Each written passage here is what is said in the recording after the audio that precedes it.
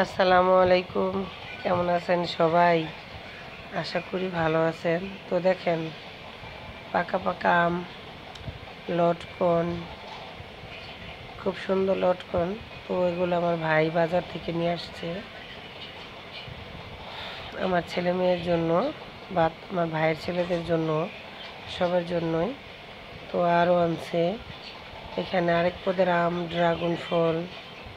তো ভালোই সুন্দর ফলগুলা।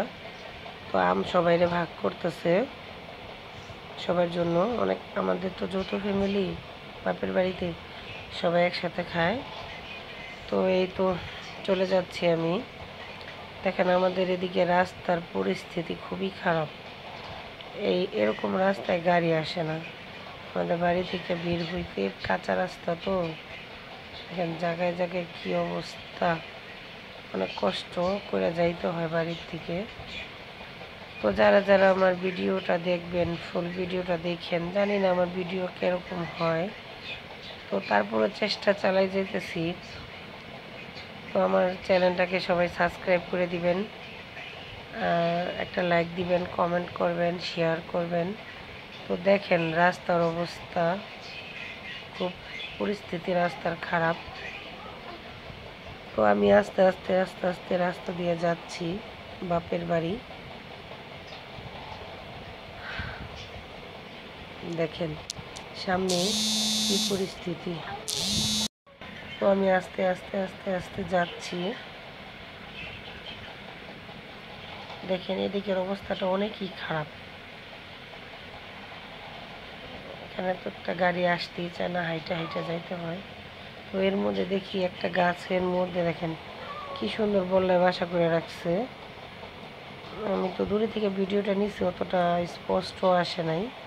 তো সকালে নাস্তা করলাম বউয়া ভাত। আমাদের বিক্রমপুরের মানুষ সবাই বউয়া কয়, মানে আমরা ভর্তা করছে, চাপা শুটকির ভর্তা, মরিচ বাটা, কালিজিরা ভর্তা, ডিম ভাজা। তো আমরা অনেক মানুষ, তো দুপুরে মাছ রান্না করছে।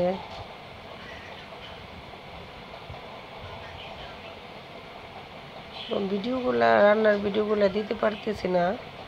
তো রান্নার পরেই কোনো রকমে তো মুরগির হাত না, মুরগির পাও, ছাল, গিলা কলিজা দিয়া রান্না করছে।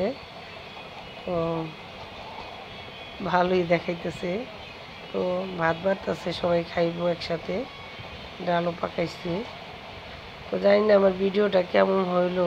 যারা যারা আমার ভিডিওটা দেখতেছেন, আমার চ্যানেলটাকে সাবস্ক্রাইব করে দিবেন, লাইক দিবেন, শেয়ার করবেন, একটা কমেন্ট করবেন, আর আমার পাশে থাকবেন সবাই। আশা করি পাশে থাকবেন, কারণ আপনারা পাশে না থাকলে হইব না।